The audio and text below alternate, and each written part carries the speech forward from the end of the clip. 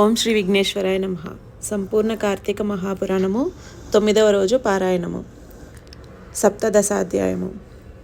పూర్వోక్త ఉద్భూత పురుషునికి అంగీరసుడిలా ఉపదేశిస్తున్నాడు. నాయనా, ఒకప్పుడు కైలాసంలో పార్వతీదేవికి శివుడు చెప్పిన విషయాలనే నీకిప్పుడు చెప్పబోతున్నాను, శ్రద్ధగా విను.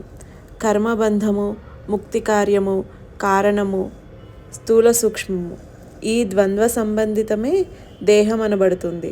జీవుడంటే వేరెవరూ కాదు, నీవే. అప్పుడు నేనెవర్ని అని నిన్ను నువ్వే ప్రశ్నించుకుంటే నేనే బ్రహ్మనై ఉన్నాను, ఇది నిశ్చయము అనే సమాధానమే వస్తుంది. పురుష ఉవాచ. అంగీరస, నువ్వు చెప్పిన వాక్యార్థము జ్ఞానము నాకు తట్టడం లేదు. నేనే బ్రహ్మను అనుకునేవాడికైనా బ్రహ్మ అనే పదార్థం గురించి తెలిసి ఉండాలి కదా. ఆ పదార్థ జ్ఞానము కూడా తెలియని వాడైన నాకు మరింత వివరంగా చెప్పమని కోరుతున్నాను. అంగీరస ఉవాచ. అంతఃకరణానికి తద్వాపారాలకి సాక్షి సత్ చిత్ ఆనందరూపి అయిన పదార్థమే ఆత్మ అని తెలుసుకో. దేహము కుండవలే రూపాధివత్గా ఉన్న పిండశేషము ఆకాశాది పంచభూతాల వలన పుట్టినది అయిన కారణంగా ఈ శరీరము ఆత్మేతరమైనదే తప్ప ఆత్మ మాత్రము కాదు. ఇదే విధముగా ఇంద్రియాలు కానీ, అగోచరమైన మనస్సు కానీ, అస్థిరమైన ప్రాణము కానీ ఇవేవి కూడా ఆత్మ కాదు అని తెలుసుకో. దేని వలనైతే దేహేంద్రియాదులన్నీ భాసమానాలవుతున్నాయో అదే ఆత్మగా తెలుసుకొని ఆ ఆత్మ పదార్థమే నేనై ఉన్నాను అని విచికిత్సను పొందు. ఏ విధంగానైనా అయస్కాంతమని తాను ఇతరాల చేత ఆకర్షింపబడకుండా ఇనుమును తానాకర్షిస్తుందో అదేవిధంగా తాను నిర్వికారి అయి బుద్ధ్యాదులను సైతం చలింపచేస్తున్నదే దానిని ఆత్మవాచ్యమైన నేనుగా గుర్తించు. దేని సాన్నిధ్యము వలన జడాలైన దేహేంద్రియ మన ప్రాణులు భాసమానాలవుతున్నాయో అదే జనన మరణ రహితమైన ఆత్మగా భావించు. ఏదైతే నిర్వికారమై నిద్ర, జాగ్రత్త, స్వప్నాదులను వాటి ఆద్యంతాలను గ్రహిస్తున్నదో అదే నేనుగా స్మరించు. ఘటాన్ని ప్రకాశింపజేసే దీపం ఘటితమైనట్లే దేహేతరమైన నేననబడే ఆత్మ చేతనే దేహాదులన్నీ భాసమానాలవుతాయి. సమస్తము పట్ల ఏర్పడుతుండే అగోచర ప్రేమైకారమే నేనుగా తెలుసుకో. దేహేంద్రియ మనః ప్రాణాహంకారాల కంటే విభిన్నమైనది. జనితత్వ, అస్తిత్వ, వృద్ధిగతత్వ, పరిణామత్వ, క్షీణత్వ, నాసంగతత్వాలనే షడ్వికారాలు లేని దానినే ఆత్మగా, అదే నీవుగా, ఆ నీవే నేనుగా, నేనే నీవుగా, త్వమేవాహంగా భావించు. ఈ విధంగా త్వం అనే పదార్థ జ్ఞానాన్ని పొందు. తత్కారణాత్ వ్యాపించే స్వభావము వలన సాక్షాద్విధిముఖంగా తచ్చబ్దార్థాన్ని గ్రహించాలి. అతః శబ్దాన్ని బ్రహ్మాండమైన ప్రపంచమని అర్థం. ఇది కాదు అనుకుంటూ, అది కాదు అనుకుంటూ ఒకటొకటిగా ప్రతిదానిని కొట్టిపారవేయడం అంటే ఈ చెయ్యి బ్రహ్మ కాదు, ఆ కాలు బ్రహ్మ కాదు అనుకుంటూ ఇది కాకపోతే మరి ఏది అని ప్రశ్నించుకుంటూ పోగా మిగిలేదే ఆత్మ లేదా బ్రహ్మ అని అర్థం. ఇక సాక్షాత్ ద్విధిముఖాత్ అంటే సత్వం, జ్ఞానం, అనంతం బ్రహ్మ అనే వ్యాఖ్యల ద్వారా సత్యత, జ్ఞానం, ఆనందాల వల్లనే ఆత్మ నరేయగలగాలని అర్థము. ఆ ఆత్మ సంసార లక్షణావేష్టితం కాదని, సత్యమని, దృష్టిగోచరం కాదని, చీకటిని ఎరుగనిదని లేదా చీకటికి అవతలిదని, పోల్చి చెప్పడానికి వీలు లేనంతటి ఆనందమయమని, సత్యప్రజ్ఞాది లక్షణయుతమని, పరిపూర్ణమని పూర్వోక్త సాధనల వలన తెలుసుకో. అబ్బాయి, దేనినైతే సర్వజ్ఞం, పరేశం, సంపూర్ణ శక్తిమంతంగా వేదాలు కీర్తిస్తున్నాయో ఆ బ్రహ్మ నేనే అని గుర్తించు. ఏది తెలుసుకుంటే అన్నీ తెలిసిపోతాయో అదే ఆత్మ, అదే నువ్వు, అదే నేను. తదను ప్రవిశ్య ఇత్యాది వాక్యాల చేత జీవాత్మ రూపాన జగత్ప్రవేశము, ప్రవేశిత జీవులను గురించిన నియంతృత్వము, కర్మఫలప్రదత్వము, సర్వజీవ కారణ కర్తృత్వము దేనికైతే చెప్పబడుతూ ఉందో అదే బ్రహ్మగా తెలుసుకో. తత్ అంటే బ్రహ్మ లేదా ఆత్మ, త్వం అంటే నువ్వే అనగా నువ్వే అనగా పరబ్రహ్మ అని అర్థం. ఓ జిజ్ఞాసు, అద్వయానంద పరమాత్మయే ప్రత్యేగాత్మ. ఈ ప్రత్యేగాత్మే ఆ పరమాత్మ. ఈ ప్రకారమైన తాదాత్మ్యత ఏనాడు సిద్ధిస్తుందో అప్పుడు మాత్రమే తత్ శబ్దార్థం తనేనని, త్వం శబ్దము సాధనమే గాని ఇతరం కాదని తేలిపోతుంది. నీకు మరింత స్పష్టంగా అర్థం అవడం కోసం చెబుతున్నాను విను. తత్వమసి ఈ వాక్యానికి అర్థం తదాత్మ్యము అనే చెప్పాలి. ఇందులో వాక్యార్థాలైన కించిజ్ఞత్వ, సర్వజ్ఞత, విశిష్టులైన జీవేశ్వరులను పక్కన పెట్టి లక్ష్యార్థాలైన ఆత్మలనే గ్రహించినట్లయితే తదాత్మ్యము సిద్ధిస్తుంది.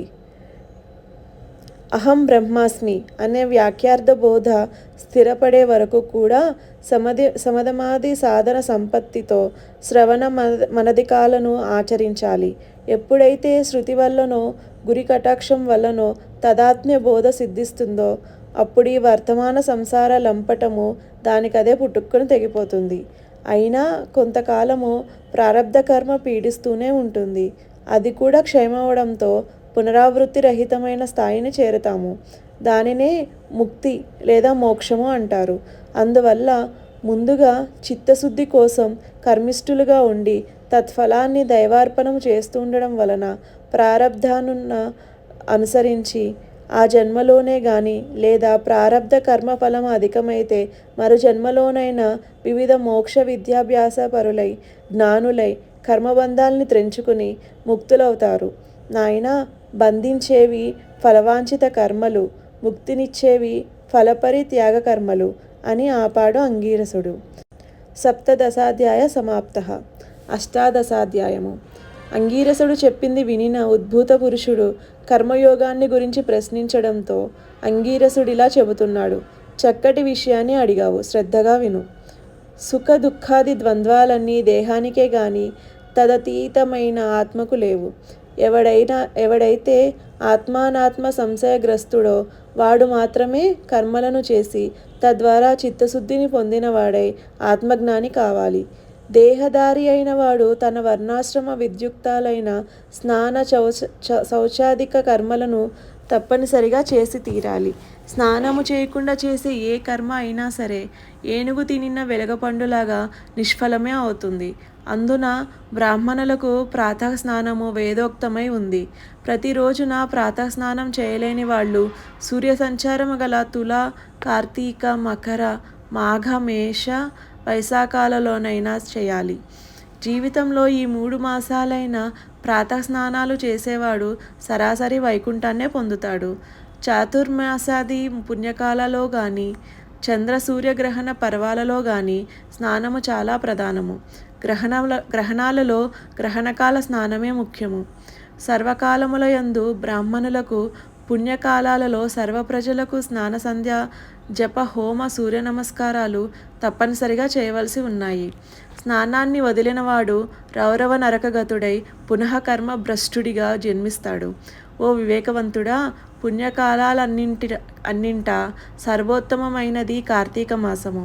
వేదాన్ని మించిన శాస్త్రము, గంగను మించిన తీర్థము, భార్యతో సమానమైన సుఖము, ధర్మతుల్యమైన స్నేహము, కంటికంటే వెలుగు లేనట్లే కార్తీక మాసంతో సమానమైన పుణ్యకాలము గాని కార్తీక దామోదరుని కన్న దైవము గాని లేడని గుర్తించు.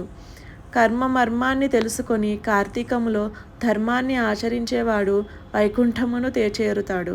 నాయనా, విష్ణువు లక్ష్మీ సమేతుడై ఆషాఢ శుక్ల దశమ్యంతంలో పాలసముద్రాన్ని చేరి నిద్రామిషతో శయనిస్తాడు. పునః హరిబోధిని అనబడే కార్తీక శుక్ల ద్వాదశి నాడు నిద్రలేస్తాడు. ఈ నడుమ 4 మాసాలని చాతుర్మాస్య అంటారు. విష్ణువునకు నిద్రా సుఖప్రదమైన ఈ 4 నెలలు కూడా ఎవరైతే హరి ధ్యానమును పూజలను చేస్తుంటారో వాళ్ళ పుణ్యాలు అనంతమై విష్ణులోకాన్ని పొందుతారు. ఈ విషయమై ఒక పురాణ రహస్యాన్ని చెబుతాను విను. ఒకానొక కృతయుగంలో విష్ణువు లక్ష్మితో సహా వైకుంఠ సింహాసనాన్ని అలంకరించి ఉండగా నారదుడు అక్కడికి వెళ్ళి వారికి మ్రొక్కి, హే శ్రీహరి, భూలోకంలో వేద విధులు అడుగంటాయి. జ్ఞానులు సైతం గ్రామ్య సుఖాలకు లోనైపోతున్నారు. ప్రజలంతా వికర్ములై ఉన్నారు. వారెలా విముక్తులవుతారో నేను దుఃఖితుడనవుతున్నాను అని విన్నవించాడు. నారదుని మాటలను విశ్వసించిన నారాయణుడు సతీ సమేతుడై వృద్ధ బ్రాహ్మణ రూపధారి అయి తీర్థక్షేత్రాదులలోనూ బ్రాహ్మణ షరిషత్ పట్టణాలలోనూ పర్యటించసాగాడు. కొందరు ఆ దంపతులకు అతిథి సత్కారాలు చేశారు. కొందరు హేళన చేశారు. ఇంకొందరు లక్ష్మీనారాయణ ప్రతిమలను పూజిస్తూ వీళ్లను తిరస్కరించారు. కొందరు అభక్ష్యాల పాపాచరణులని చూసిన శ్రీహరి ప్రజోద్ధరణ చింతమానసుడై చతుర్భుజాలలో కౌస్తుభాది ఆభరణాలతో యథారూపాన్ని పొంది ఉండగా జ్ఞానసిద్ధుడనే ఋషి తన శిష్యగణ సమేతంగా వచ్చి ఆయనని ఆరాధించాడు.